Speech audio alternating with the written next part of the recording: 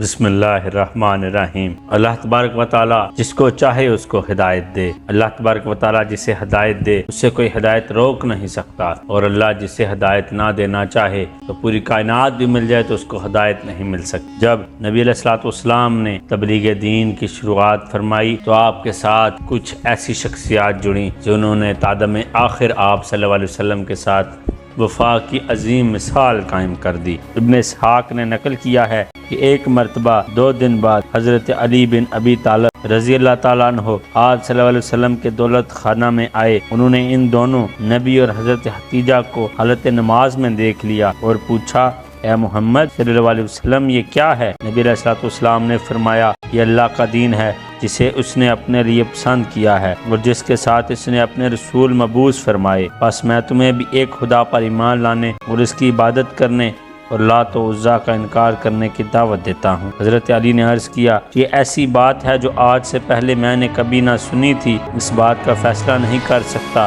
جب تک اپنے باپ ابو طالب سے نہ پوچھ لوں۔ حضور علیہ الصلوۃ والسلام کو یہ بات ناپسند تھی کہ اسلام کے اصطلاح سے قبل ہی آپ کا راز فاش ہو جائے، اس لیے حضرت نے فرمایا، اے علی اگر تم قبول نہیں کرتے تو اس بات کو مخفی رکھو۔ حضرت علی نے اس رات توقف کیا، پھر اللہ تبارک و تعالیٰ نے ان کا سینہ اسلام کے لیے کھول دیا اور انہوں نے صبح کو رسول اللہ صلی اللہ علیہ وسلم کی خدمت میں حاضر ہو کر پوچھا، اے محمد کل آپ نے میرے سامنے کیا بات پیش کی تھی؟ رسول اللہ صلی اللہ علیہ وسلم نے فرمایا، اگر تم گواہی دو کہ اللہ کے سوا کوئی معبود نہیں اور وہ یکتا ہے اور اس کا کوئی شریک نہیں، نیز تمہیں چاہیے کہ تم لات و عزا کا انکار کرو اور اللہ کے سوا دوسرے شرکوں سے قطع تعلق کر لو۔ حضرت علی نے تعمیل کی اور اسلام قبول کر لیا، لیکن ابو طالب کے خوف سے اپنا اسلام مخفی رکھا اور اس کا اظہار نہ کیا۔ زید بن حارثہ نے بھی اسلام قبول کر لیا۔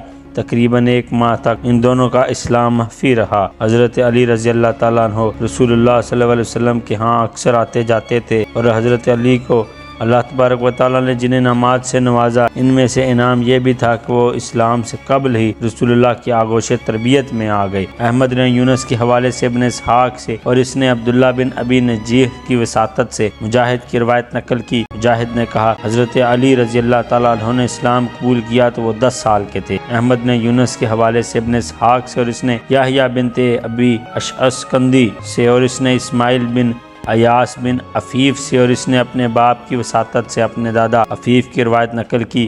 عفیف نے کہا، میں ایک تجارت پیشہ شخص تھا، میں حج کے موسم میں منع آیا۔ میں حضرت عباس بن عبد المطلب تجارت کا کاروبار کرتے تھے، میں ان کے پاس خرید و فروخت کے لیے گیا۔ اسی دوران میں ایک شخص ایک چھوٹے خیمے سے نکلا اور کعبے کی طرف منہ کر کے نماز کے لیے کھڑا ہو گیا۔ اس کے بعد ایک عورت آئی، وہ بھی اس کے ساتھ نماز کے لیے کھڑی ہو گئی۔ پھر ایک لڑکا آیا، وہ بھی اس کے ساتھ نماز پڑھنے کھڑا ہو گیا۔ میں نے پوچھا، عباس یہ 3 کیا ہے؟ اسے تو میں نہیں جانتا۔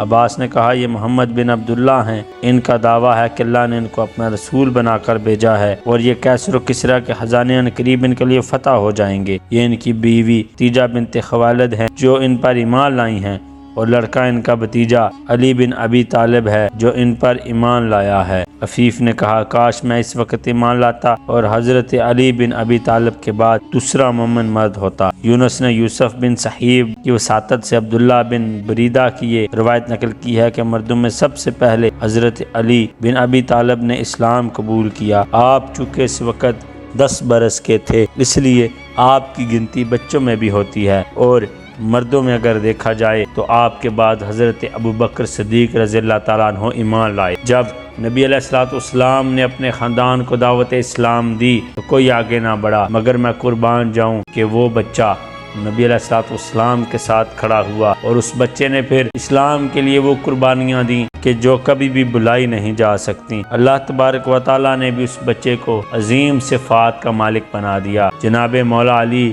رضی اللہ تعالیٰ عنہ علیہ السلام آپ صلی اللہ علیہ وسلم فرمایا کرتے تھے کہ علی میرا بھائی ہے اور میں علی کا بھائی ہوں۔ آپ صلی اللہ علیہ وسلم نے اپنی محبوب ترین بیٹی حضرت فاطمہ الزہرا رضی اللہ تعالیٰ عنہ کا نکاح بھی حضرت علی کے ساتھ فرمایا۔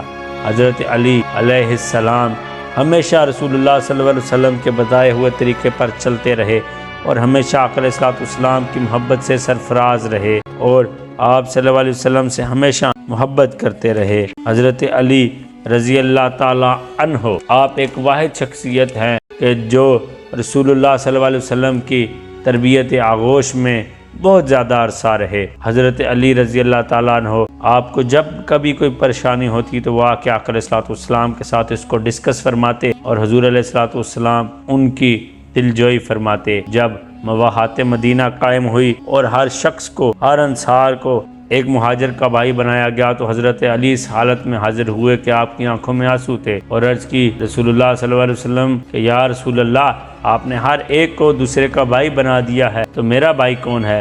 تو رسول اللہ صلی اللہ علیہ وسلم نے کیا خوبصورت ارشاد فرمایا۔ آپ فرماتے ہیں کہ علی، میں دنیا و آخرت میں تمہارا بھائی ہوں۔ اللہ اکبر۔